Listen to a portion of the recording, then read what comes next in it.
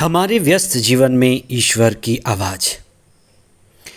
हम सदैव ऊपर उठना चाहते हैं, जीवन में एक ऊंचाई पाना चाहते हैं, लेकिन क्या है जो हमें ऊपर उठने नहीं देता? हमारी प्रगति में बाधा क्या है? इस पर चिंतन करना जरूरी है। अहम या अहंकार,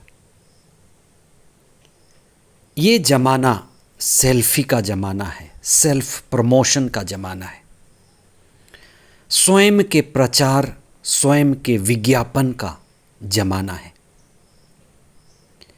इसी से जुड़ी हुई बात ईसा आज हमसे कहते हैं कि जो स्वयं को बड़ा बनाता है वह छोटा बनाया जाएगा, और जो स्वयं को छोटा बनाता है वह बड़ा बनाया जाएगा। हमारी विश्वसनीयता,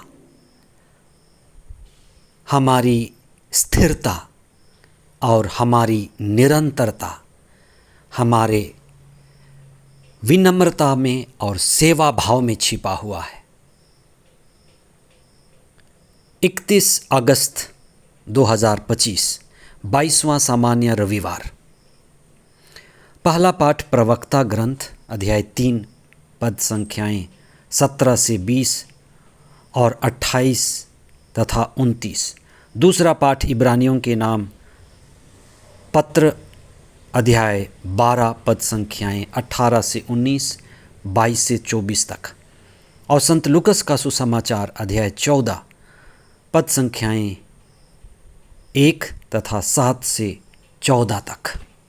विनम्रता उठने का मार्ग है। अगर उठना चाहते हैं, एक ऊंचाई पाना चाहते हैं, तो उसकी योग्यता विनम्रता है। हम आशीष पाना चाहते हैं, कृपा पाना चाहते हैं, उसकी योग्यता निस्वार्थ सेवा है। आज के पाठों में हमें ये संदेश दिया जा रहा है कि विनम्रता का भाव अपनाएं और जीवन में ऊपर उठें, निस्वार्थ सेवा के द्वारा आशीष और कृपा प्राप्त करें। ईसा ने जो हमें शिक्षा दी है वह अवलोकन की शिक्षा है, रोज दिन के घटने वाली घटनाओं से ऊपर उठी हुई शिक्षा है। भारत में जो घोड़ों की सबसे अच्छी नस्ल होती है उसको मारवाड़ी और दूसरा काठियावाड़ी नस्ल कहते हैं। ये घोड़े अद्भुत होते हैं। ये अपनी विश्वसनीयता, स्थिरता और निरंतरता के लिए जाने जाते हैं। इसीलिए कुछ लोग कहते हैं कि ये घोड़े लंबे रेस के घोड़े हैं। हम धर्म के मार्ग पर चलते हैं, धार्मिक कहलाते हैं, धर्म से जुड़े हुए हैं। हमें एक सवाल पूछना है कि हम कितने विश्वसनीय हैं, हमारे अंदर दूसरों की कितनी विश्वसनीयता है, हमारे भीतर कितनी स्थिरता है और निरंतरता है। अहंकार हमारे विश्वास को तोड़ देता है। अलग अलग समय में हम विचलित होते हैं और हमारी निरंतरता नहीं होती। इसलिए स्वयं का प्रचार, आत्मविज्ञापन खतरनाक माना जाता है। आज के सुसमाचार में ईसा ने विनम्रता और निस्वार्थ सेवा भाव की गहरी शिक्षा दी है। ईसा सर्वोत्तम गुरु थे। वे अवलोकन करते थे, चीज़ों को गहराई से देखते थे। उन्होंने आंखों देखी घटनाओं से, वे विवाह भोज में थे, वहाँ पर जो प्रत्यक्ष बातें घट रही थीं उन मुद्दों को उठाकर उन्होंने शिक्षा देना शुरू किया। इसलिए ईसा की शिक्षा अति व्यवहारिक है, मौलिक है, जो आगे चलकर शास्त्र बन गई। प्रभु ईसा की शिक्षा कॉन्फ्रेंस हॉल की या धर्म संसद की शिक्षा नहीं है। वे विवाह भोज में बैठे थे, वहां उन्होंने देखा कि लोगों का व्यवहार कैसा है। वहां लोग प्रथम आसनों पर बैठ रहे थे, स्वयं का प्रचार, स्वयं का विज्ञापन कर रहे थे।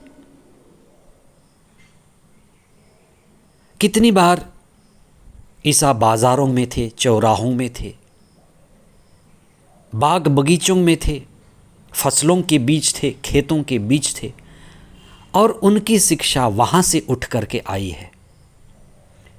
उनकी शिक्षा में एक मूल विषय है, सब चीज में ईश्वर के राज्य की घोषणा करना, सब बातों में ईश्वर के राज्य को प्रकट करना।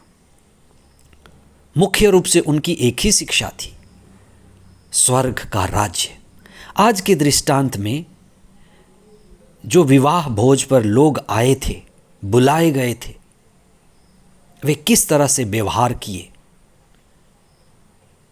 हर कोई जीवन में ऊपर उठना चाहता है, लेकिन हम जीवन में क्यों ऊपर नहीं उठ पाते? हमारे जीवन की प्रगति में क्या बाधा है? अहंकार और घमंड। उठते हैं हम, फिर गिरते हैं। इसलिए ईसा ने जो शिक्षा दी वो विनम्रता की शिक्षा है। विनम्रता हमें स्थिर करती है, विनम्रता हमें विश्वसनीय बनाती है। अगर आप विनम्र हैं तो लोग विश्वास करेंगे, आप स्थिर माने जाएंगे, आपकी निरंतरता आपको ऊपर उठाएगी। इसलिए सारी शिक्षा विनम्रता पर टिकी हुई है। इसलिए कहा जाता है, विद्या ददाति विनयम, विनयम ददाति पात्रताम। विद्या विनम्रता लाती है। इसलिए विद्या का एक ही कार्य है, अहंकार को तोड़ना। गुरु का एक ही काम है, अहंकार को तोड़ना, फोड़ना और मिटाना, जो दर्दनाक है, क्योंकि उसी से पात्रता आती है। माता मरियम को हम कृपा पात्री कहते हैं, जो कितनी विनम्र थी। वो कहती हैं, देख मैं प्रभु की दासी हूँ। और ईसा जो हमारे गुरु हैं, ईश्वर पुत्र हैं, उन्होंने अपने शिष्यों के पैर धोए। उन्होंने घोषणा की कि गुरु होकर मैंने तुम्हारे पैर धोए हैं। संत पौलुस ईसा के बारे में कहते हैं कि वे ईश्वर थे लेकिन दास का रूप धारण किए। फिलिपियों को लिखे गए पत्र अध्याय 2 पद संख्या 5 में वे कहते हैं कि ईसा सचमुच ईश्वर के पुत्र थे, क्योंकि वे ईश्वर होकर दास का रूप धारण किए। दूसरी बात ईसा ने कही कि जब आप भोज देते हैं तो उन लोगों को मत खिलाइए जिनका पेट भरा हुआ है, जिनका पेट बड़ा है। भरे हुए पेट, जिनके पेट बड़े हैं, आप उनको मत खिलाएं। आप पिछड़ों को, दलितों को, वंचितों को ढूंढें, उनकी सेवा करें। आपका ध्यान उन पर हो। ईसा एक सामाजिक क्रांति लाना चाहते थे और उनको ऊपर उठाना चाहते थे जो वास्तव में ऊपर उठाने के लायक हैं। आज के दूसरे पाठ में इब्रानियों के नाम लिखे गए पत्र में प्रभु का वचन कहता है कि पुराने ज़माने में इस्राएली सिनाई पहाड़ पर ईश्वर से मिले।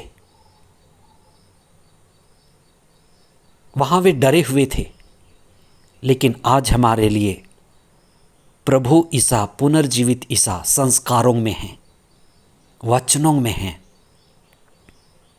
इसलिए हमें ईसा की विनम्रता को, ईश्वर की विनम्रता को अपने जीवन में धारण करना है।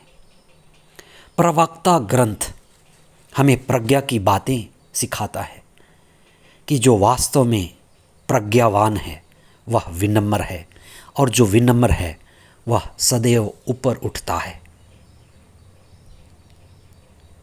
हम कुछ समय मौन हो जाएं, अपने अहंकार को तोड़ने के लिए कदम उठाएं, विनम्र बने और प्रभु की आशीष और कृपा के कृपा पात्र बने। आमीन।